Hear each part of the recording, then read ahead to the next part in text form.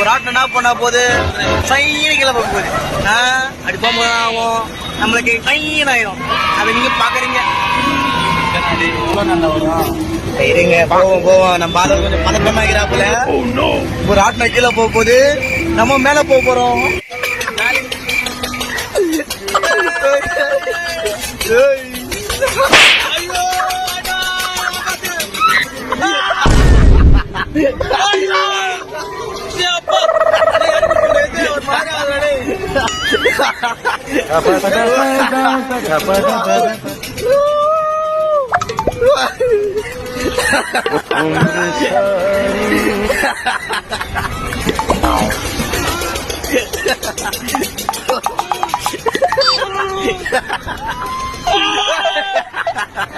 ஐயோப்பா